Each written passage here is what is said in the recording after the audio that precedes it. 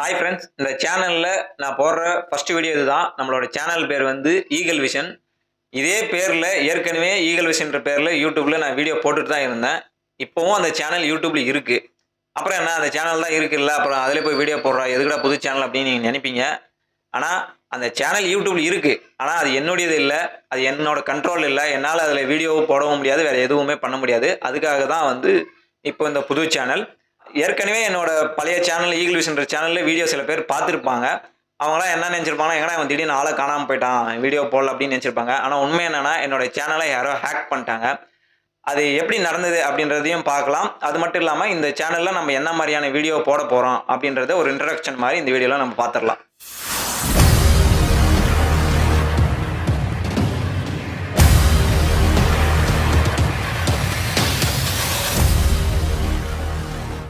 நான் ஏற்கனவே ஈகிள் விஷன்ற சேனலில் சில வீடியோ தான் போட்டிருந்தேன். சில வீடியோனாலும் ரொம்ப நல்ல கருத்துள்ள சமூகத்துக்கு தேவையான வீடியோ தான் நான் போட்டிருந்தேன்.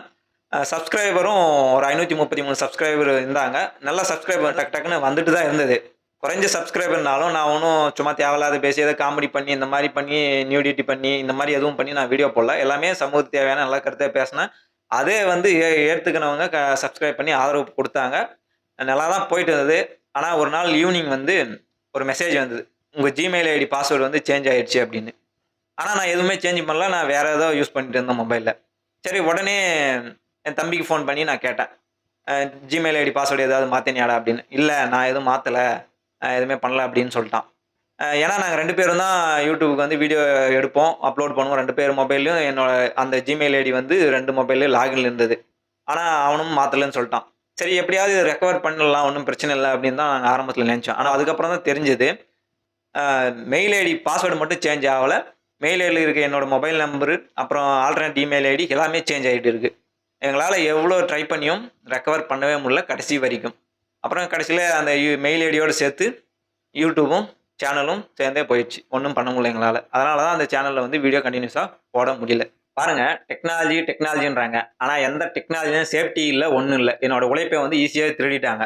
திருடி அவங்க என்னடா பண்ணாங்கன்னா, அவங்க என்ன பண்ணாங்கன்னு எனக்கு தெரியல. ஆனால் இப்போ அது வந்து எங்கிட்ட இல்லை. அதனால தான் அதே பேரில் மறுபடியும் ஒரு யூடியூப் சேனல் வந்து நம்ம ஸ்டார்ட் பண்ணியிருக்கிறோம்.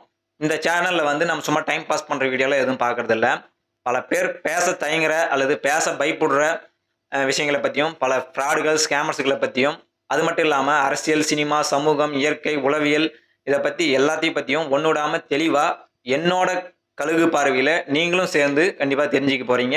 யூடியூப்பில் வேகமாக அதிகமாக சப்ஸ்கிரைபர் வாங்கி பணம் சீக்கிரமாக சம்பாதிச்சிடலாம் அப்படின்ற எண்ணத்துக்காகலாம் அந்த சேனலை ஸ்டார்ட் பண்ணல.